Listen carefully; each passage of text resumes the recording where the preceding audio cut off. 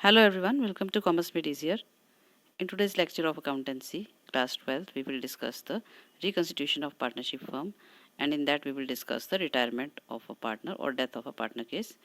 In the previous lecture of this chapter, we have already discussed about the accounting procedure and of accounting procedure which take place at the time of retirement or death of the partner. So first step in the accounting procedure is the calculation of new profit sharing ratio. So when an existing partner retires from the firm due to health problem or due to some other reason or he dies, the new profit sharing ratio is calculated among the remaining partners. तो जब उसकी कोई partner retire होता है या उसकी death हो जाती है किसी भी कारण से, तो उन बचे हुए पार्टनर्स के बीच में जो रिमेनिंग पार्टनर्स होते हैं, जो बचे हुए पार्टनर्स हैं, उनके बीच में जो है new profit sharing ratio calculate की जाती है। और ये जानने के लिए कि आगे फ्यूचर में नए उस पुराने पार्टनर के जाने के बाद या उसकी डेथ के बाद जो है किस रेशो में पार्टनर जो है प्रॉफिट शेयर करेंगे। ओके, अब हम इसे एग्जांपल्स की हेल्प से समझते हैं किस तरीके से हम प्रॉफिट शेयरिंग रेशो कैलकुलेट करते हैं जब पार्टनर का रिटायरमेंट होता है या डेथ के केसेस, दोनों में सेम ही तरीके से जो है हम कैलकुलेशंस करते हैं। तो example is ABC are partners in a firm sharing profits and losses in the ratio 5:3:2। तो ये इनकी प्रॉफिट शेयरिंग रेशियो है। Calculate the new profit sharing ratio in the following cases. तो ये हमारे पास कुछ केसेस हैं, हमें उसमें अलग अलग केसेस में new profit sharing ratio calculate करनी है। तो ABC 3 पार्टनर्स हैं, ये इनकी प्रॉफिट शेयरिंग रेशियो है। तो इफ़ ए डाइज, अगर ए की डेथ हो जाती है या रिटायरमेंट भी, कोई भी केसेस हो सकते हैं, तो मैंने यहाँ पे डेथ का केस लिया है। तो मान लीजिए ए की डेथ हो जाती है, तो उस समय में हम कैसे जो है रिमेनिंग पार्टनर्स की new profit sharing ratio calculate करेंगे। तो यहाँ पर हमें क्वेश्चन में और कुछ गिवन नहीं है कि आगे फ्यूचर में क्या होना चाहिए, किस तरह से उसके ओल्ड जो पार्टनर था, डिक्रीज पार्टनर, उसका शेयर उन्होंने किस रेशो में लिया। तो हम ये मानेंगे कि पुरानी रेशो में ही वो शेयर लिया गया होगा। तो ओल्ड पार्टनर की प्रॉफिट शेयरिंग रेशो ये थी 5:3:2। तो अगर हम इसमें से जो है ए को निकाल दें तो हमारे पास बचेगा 3:2। तो जो बी और सी की रिमेनिंग रेशो होगी, न्यू रेशो, वो होगी 3:2। सेकंड केस है इफ़ बी डाइज। तो अगर बी की डेथ हो जाती है, ओल्ड प्रॉफिट शेयरिंग रेशो हमारे पास फिर से 5:3:2 है। तो हम बीच में से अगर बी की रेशो को निकाल देते हैं तो 5:2 हमारी जो है न्यू प्रॉफिट शेयरिंग रेशो बन जाती है। देन इफ़ सी डाइज, अगर सी की डेथ हो जाती है, उस केस में हम कैसे न्यू रेशो कैलकुलेट करेंगे। तो ओल्ड प्रॉफिट शेयरिंग रेशो हमारी 5:3:2 थी, और अगर सी की डेथ हो जाती है, यानी कि थर्ड केस जो तीसरा वाली रेशो, अगर उसको रिमूव कर दिया जाए तो हमारे पास बचेगा 5:3। तो new ratio of ABC will be 5:3। Okay, तो फोर्थ केस है हमारे पास if A retires and his share is taken over by B and C in the ratio 2:1। तो ए रिटायर हो रहा है और उसकी रेशो जो है बी और सी ने 2:1 रेशो में ले लिया। तो यहाँ पर हमें रेशो गिवन है कि किस रेशो में जो है पार्टनर्स ने, रिमेनिंग पार्टनर्स ने उसका शेयर लिया है। तो यहाँ पर old profit sharing ratio ABC की थी 5:3:2, और after the retirement of a new profit sharing ratio, तो यहाँ पे ए रिटायर हो रहा है, यानी कि 5 जो है उसका 5/10 शेयर उसका डिक्रीज हो जाएगा। एंड रेशो जो होगी बी और सी के बीच में वो क्या होगी, वो उन्होंने 2:1 रेशो में लिया है उसका शेयर। तो share A of A taken over by B and C in the ratio 2:1, ये हमें गिवन है। तो ए का शेयर जो था वो था 5/10। तो ए के शेयर का जो है 5/10 का 2/3 जो है वो बी ने लिया, दैट इज 10/30। और सी ने जो है 5/10 जो कि ए का शेयर था उसका 1/3 1/3 जो है दैट इज 5/30 ये लिया है सी ने। तो अब जो है बी का शेयर जो है लेने के बाद, सॉरी, ए का शेयर लेने के बाद 10/30, अब न्यू जो शेयर है बी का क्या हो जाएगा, ओल्ड शेयर था इसका 3/10 प्लस जो ए का शेयर इसने लिया है 10/30, दोनों को हम सॉल्व करेंगे।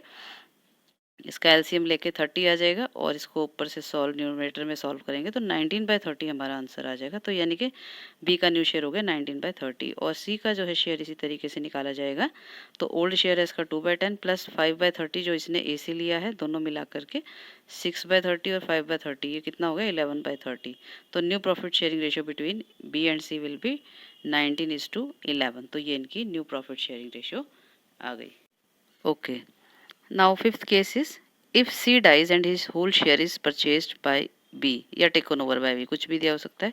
तो C की डेथ हो गई है और सारा शेयर जो है B ने खरीद लिया है या ले लिया है C का। तो ओल्ड रेशो ए बी की जो थी C की थी 5:3:2। The whole share of decrease partner C is taken over by B, that is 2/10 जो है उसने किसने ले लिया है, जो है इन दोनों ने ले लिया है, बी ने ले लिया है। तो रेशो न्यू रेशो क्या रहेगी, ए एंड बी के बीच में। ए का जो शेयर था वो सेम रहेगा क्योंकि उसने कुछ भी चेंज उसकी रेशो में नहीं हुआ है, 5/10 है उसका, रिमेन सेम। और बी का जो है पहला शेयर था उसका ओल्ड शेयर था, उसका 3/10, और जो उसका न्यू शेयर था 2/10 हो जाएगा। तो ये अपना शेयर और जो सी बी का शेयर मिला के उसका टोटल शेयर हो जाए, सी का शेयर मिलाकर उसका शेयर हो जाएगा 5/10। तो new ratio of A and B is 5:5 या 1:1, इक्वल रेशो नहीं आ जाएगी। Okay, after calculating the new profit sharing ratio, second step is calculation of gaining ratio. तो जब हम न्यू प्रॉफिट शेयरिंग रेशो निकाल लेते हैं उसके बाद हम क्या निकालते हैं, सेकंड स्टेप होता है हमारा गेनिंग रेशो। तो जैसे हम एडमिशन में सेक्रीफाइसिंग रेशो निकालते हैं ये देखने के लिए कि नए पार्टनर के आने से पुराने पार्टनर्स ने कितना सेक्रीफाइस किया, कितना त्याग किया। इसी तरीके से हम रिटायरमेंट में ये चेक करते हैं कि किसी पार्टनर के जाने से या उसकी डेथ होने से जो रिमेनिंग पार्टनर्स हैं, बचे हुए पार्टनर्स हैं, उनको कितना फ़ायदा हुआ, उनके शेयर में कितना इंक्रीज़ हुआ। तो when a partner retires or dies, his share is taken over by the remaining partners. That is, they gain the share of decreased partners or retired partners. तो उनका हिस्सा जो है उनको मिल जाता है। और गेनिंग रेशियो का जो फॉर्मूला होता है that is new ratio minus old ratio. तो न्यू रेशियो में से ओल्ड रेशियो को यदि हम निकालते हैं तो हमें पता चलता है कितनी गेन पार्टनर ने किया है। तो let us understand with the help of an example. A, B and C are partners in firm sharing profit and losses in the ratio 5:3:2। तो हमने सेम एग्जांपल इसमें लिया है।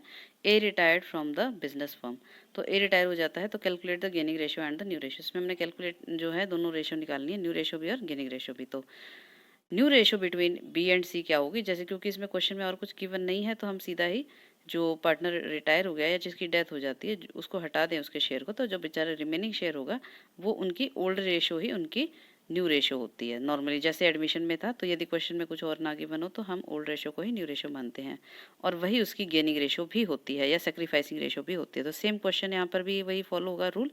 तो यहाँ पर क्वेश्चन में कुछ भी गिवन नहीं है, ये गिवन है कि बस जो ए रिटायर हो गया है और उसके बाद जो रिमेनिंग शेयर क्या होगा, तो किस रेशो में ए का शेयर लिया गया है।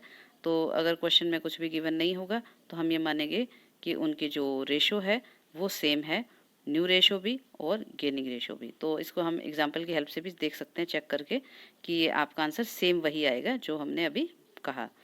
तो गेनिंग रेशियो निकाल, ये हमारी न्यू रेशियो तो वैसे ही निकल गई थी कि इसको हमने ए का शेयर रिमूव कर दिया, तो उसके बाद जो है 3:2 रेशियो जो है बच जाती है रिमेनिंग पार्टनर्स की, ए बी और सी की। उसके बाद गेनिंग रेशियो निकालने के लिए new ratio minus old ratio का फॉर्मूला हम लगाते हैं। तो बी का जो ओल्ड शेयर न्यू रेशियो है वो है 3/5, यहाँ पर 3:2 रेशियो आई है ना न्यू वाली, तो 3/5 हो गया, माइनस 3/10 ओल्ड रेशियो थी 5:3:T, तो 5/10, 3/10 एंड 2/10। तो 3/10 जो है बी का शेयर माइनस करने के बाद इसको अब सॉल्व करते हैं एलसीएम लेकर के, तो ये आंसर आता है 3/10। तो 3/10 जो है इसकी गेनिंग रेशियो निकलती है बी की, और सी की जो है 2/5 इसका जो है न्यू शेयर है, और 2/10 जो है सी का वो ओल्ड शेयर है। तो 2/5 में से 2/10 माइनस करेंगे और सॉल्व करके हमें मिलेगा 2/10। तो 3:2 जो है ये इसकी गेनिंग रेशियो है। तो अगर हम इसे कैलकुलेशन ना भी करें तो डायरेक्टली भी हमें पता होगा कि अगर क्वेश्चन में कुछ गिवन ना हो तो न्यू रेशियो जो ओल्ड रेशियो होती है वही न्यू रेशियो होती है जो शेयर होता है उनका पार्टनर्स का, और वही उनकी गेनिंग रेशियो भी हो जाती है। तो ये हमने एग्जांपल की हेल्प से देख भी लिया कि किस तरह से रेशियो जो है वो गेनिंग भी सेम ही आई है। Now let us take another example of gaining ratio. A, B and C are partners sharing profit and losses in the ratio 2:2:1। तो A, B, C तीन पार्टनर्स हैं, उनकी प्रॉफिट शेयरिंग रेशियो जो old है वो है 2:2:1। B died and his share is taken over bye C। तो B की डेथ हो जाती है और उसका शेयर जो है C ने ले लिया, यानी कि फुल शेयर जो है पूरा का पूरा शेयर C ने ले लिया है। Calculate new profit sharing ratio and gaining ratio. तो इसमें हमें न्यू प्रॉफिट शेयरिंग रेशियो और गेनिंग रेशियो कैलकुलेट करनी है। तो न्यू प्रॉफिट शेयरिंग रेशियो क्या है, A शेयर है हमारे पास गिवन है 2/5, वो सेम रहेगा क्योंकि ए के शेयर में कोई चेंज नहीं आया है, क्योंकि सारा शेयर जो है सी ने ले लिया है बी की डेथ के बाद। तो बी का शेयर जो है सी ने जो लिया है taken over by the new share of C is. तो यहाँ पर जो हम ओल्ड शेयर था इसका 1/5 प्लस जो न्यू शेयर है बी का उसने जो लिया है, बी का शेयर था 2/5, तो अपना शेयर प्लस बी का शेयर दोनों मिला करके 3/5 जो है न्यू शेयर हो गया है बी का, सॉरी सी का। उसके बाद न्यू रेशियो क्या निकल आएगी, ए की 2/5 शेयर था और अब जो है बी का नया शेयर हो गया 3/5, तो 2:3 जो है वो न्यू प्रॉफिट शेयरिंग रेशियो आ गई है ए और सी की। देन गेनिंग रेशियो कैलकुलेट करने के लिए new ratio minus old ratio formula apply किया जाएगा। तो A is equal to 2/5 is the new ratio and old ratio is was also same. तो 2/5 माइनस 2/5 इज इक्वल टू 0। तो नो गेन, ए ने कोई गेन नहीं किया है। बी जो है new ratio of B is 3/5 minus old ratio is 1/5। तो 3/5 माइनस 1/5 2/5 जो है इसने गेन किया है। तो सिर्फ बी ने गेन किया है, ए ने कोई गेन नहीं किया है। तो ये ज़रूरी नहीं है कि दोनों ही पार्टनर्स गेन करें, जैसे सेक्रीफाइसिंग केस में होता है कि कोई ज़रूरी नहीं है कि सभी पार्टनर सेक्रीफाइस करेंगे नए पार्टनर के आने से, कोई एक पार्टनर भी सेक्रीफाइस कर सकता है। और किसी भी रेशो में जो है वो गिवन होगा सिचुएशन, उसके अकॉर्डिंग कौन सेक्रीफाइस कर रहा है, कितना कर रहा है। ऐसे ही गेनिंग रेशो का भी सेम तरीका है, सेम अमाउंट से या सेम टाइप से ही उसमें वो गेन कर सकता है। जैसे यहाँ पर ए ने कोई गेन नहीं किया है, सिर्फ बी ने ही गेन किया है। तो कोई भी प्री डिसाइडेड रेशो में आपको गिवन हो सकता है उन्होंने कोई गेन किया हो। तो ये था हमारा आज के हमने जो 2 स्टेप्स किए हैं, न्यू रेशियो कैसे कैलकुलेट की जाती है at the time of retirement और डेथ ऑफ अ पार्टनर, और जो गेनिंग रेशियो है वो कैसे कैलकुलेट की जाती है। तो अलग अलग केसेस, तो डेथ के केस में और रिटायरमेंट के केस में प्रोसीजर जो है अकाउंटिंग प्रोसीजर ऑलमोस्ट सेम होता है, खासकर न्यू रेशियो का और गेनिंग रेशियो कैलकुलेट करने का। तो आज के लिए इतना ही, और आज का आपको ये वीडियो कैसा लगा हमें ज़रूर बताइए। हमारे इस वीडियो को लाइक कीजिए, शेयर कीजिए and don't forget to subscribe this channel. Thank you.